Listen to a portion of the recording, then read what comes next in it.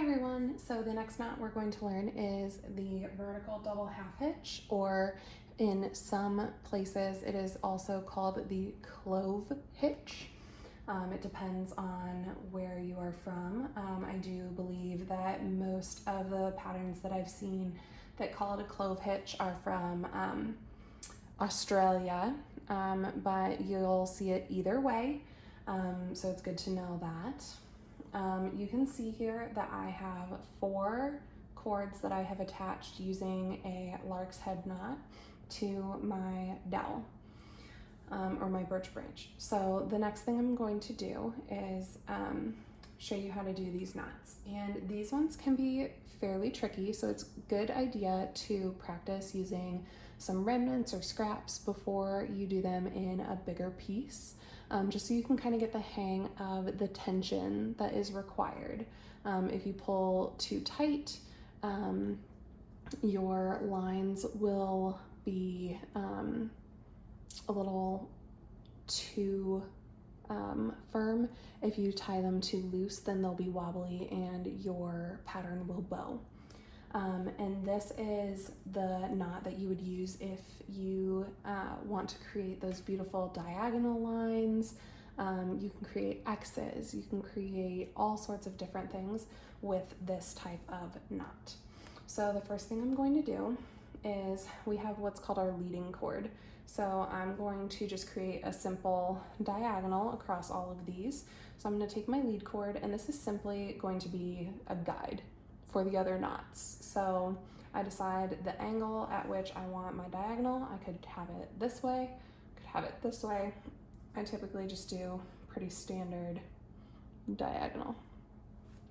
And then each of these other knots, or each of these other cords, is going to tie onto this cord.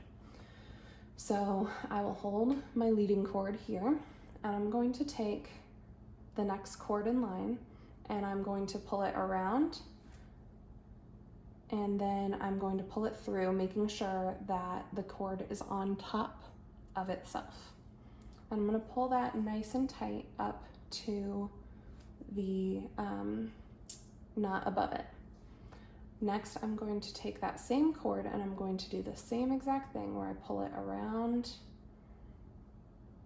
through, and then I pull it nice and tight. So you can see here that there are 2 loops, and then my tail hangs out. So that is one double half hitch knot, and it's called a double half hitch, obviously, because you wrap it around twice. So the next one that I want is going to be this next cord. I'm going to repeat the same process. I have my leading cord, and I have this. So I wrap it around, pull it through, and I want that nice and snug up against the knot before it. Pull it over, wrap it around and through, tie it nice and tight. So, and you can see that when I'm doing this, when I'm tightening them, I come up here and I push them up next to each other because I want them to be nice and snug together. That's also so that I can help make sure that I'm getting the tension correct on the cord that I am tying with. My lead cord, like I said, is just there as a guide. So you can kind of start to see that this is going to take this angle here. So we'll just continue this down the line. So you just take each successive cord, wrap it over and pull it through. Wrap it over and pull it through. So here's what it looks like if you tie one too loose. So if I wrap this over, pull it through, wrap it over and pull it through, you can kind of see here how it's starting to gap a little bit, and that's not what we want. We don't want the gap. We want it nice and snug together, just like that.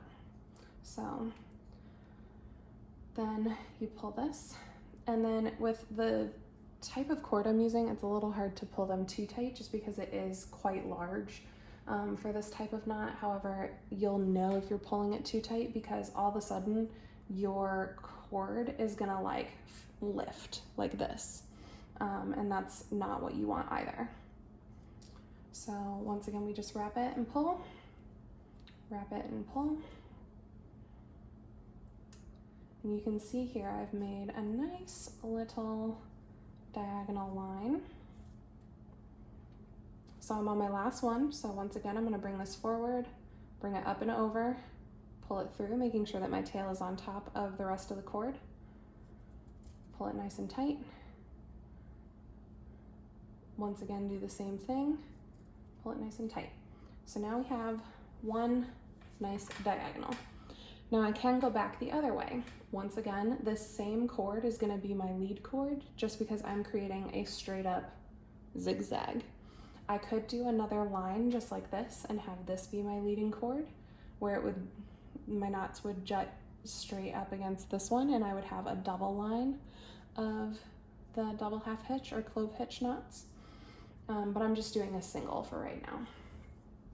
So what I'm going to do is I'm now going to pull this way, and this cord here, which happens to be the last cord that I tied a knot with, is going to be my first cord that I tie a knot with. So what I'll do is, this is now going to be my new angle. Once again, I'm going to take this cord in front, over, and pull it through so you can see that it wraps over itself. And I'm going to pull that nice and tight. And now you can kind of see that there's a little bit of a gap here. Now that gap is fine, simply because this cord is quite thick.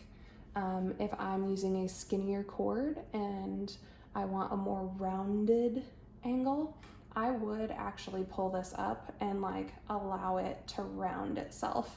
But since I want a straight up zigzag, I'm going to allow a slight gap there, and I will finish my knot the same way. So you can see how there's a gap here where there's not any knotted cord. And I'm going to continue. So I have my leading cord going to the left, take my next cord, pull it over, and bring it through so that it's on top of itself. Pull that nice and tight. Do the same thing. Pull it nice and tight. And now you can see here that this is going to create some fun little lines in between as well, just like it has up here. So we'll just keep going down the way. And you can make all sorts of patterns with this. I have actually made one that goes kind of a wiggly type of line, so it looks like binding leaves, simply by adjusting how tightly I pull my knotting cords. So more tight to make it go up, less tight to make it go down, and adjusting kind of where I have my leading cord. So once you really get the hang of those straight lines, you can start adjusting it and working on curves and doing that sort of thing. And you'll kind of get a feel for what the tension needs to be. So we just continue straight down our line here. And like I said, this one is a great one to just take your remnants from other projects and just work on doing this. Just do a simple zigzag, or do a bunch going one direction and then do a bunch going the next. So do all going to the right, then do all going to the left, so that you can get a feel for everything. So last one, I go over my cord, pull it through so it's on top.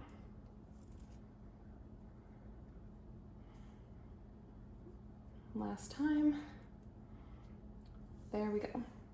So you'll see here that my leading cord is a lot longer than the rest of the cords. That's because all it is it's guiding. There's no knotting done with it. The rest of it is there. So this creates a fun pattern. And that is how you would create your diagonals with the vertical double half hitch knot or the clove hitch.